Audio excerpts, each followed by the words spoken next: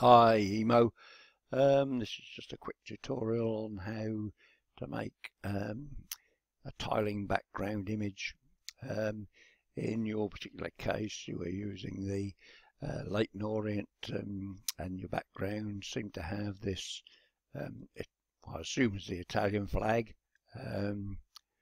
which here I've imported and created to 60 by 120. And also the Union flag, which again I've reduced in size to 60 by 120, and a rectangle which I've filled with a named colour. Just the name colour just makes it easier to change if you want to at a later date. And this at the moment is 637 pixels by 120.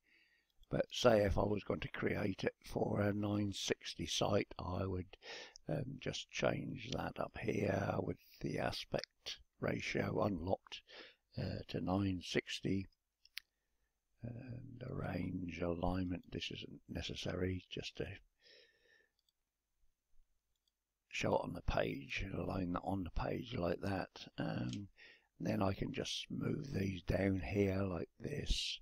I can click on that one, click on the background rectangle, arrange alignment. If I click on the top left corner, apply. Sorry, I've got that to page, doesn't matter. Similarly on that Union flag, and click on the top right corner, apply, close. I've now got a 960 by 120 group, if you want. I haven't grouped it at the moment, but they are laying together. One thing I would recommend, although I say the page is going to be 960, is just to make that 964, give it a couple of pixels either side.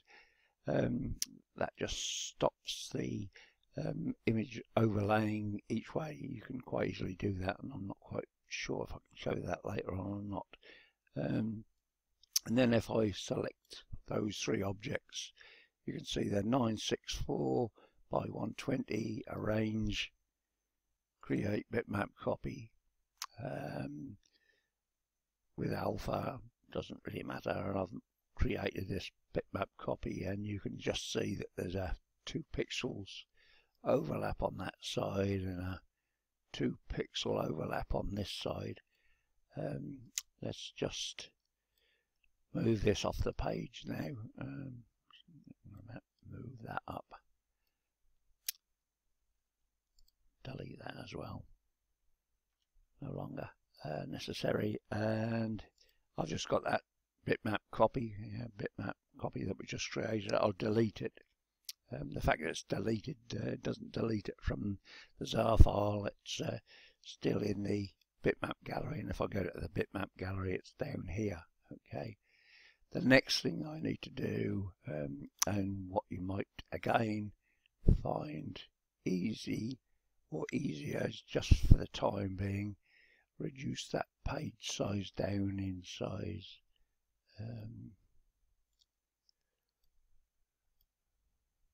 Yeah, like that. Okay.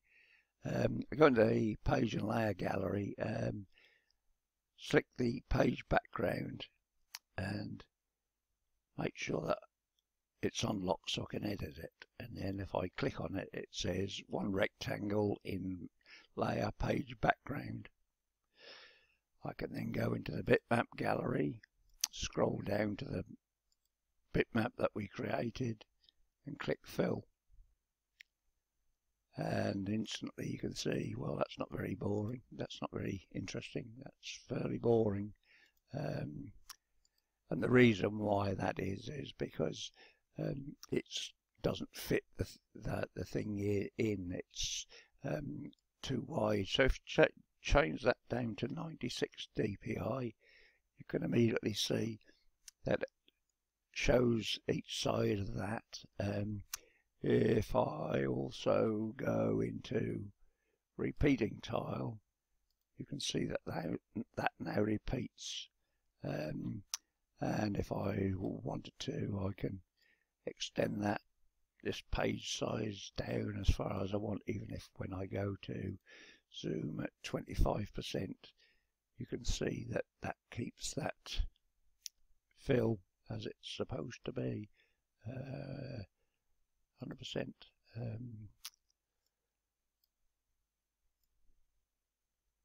The biggest problem I find with working with this fill is when you kind of click on a fill, if you click on one of the nodes here for the fill, you no longer have what the DPI is, the dots per inch, and the trick is you have to kind of click off away from this fill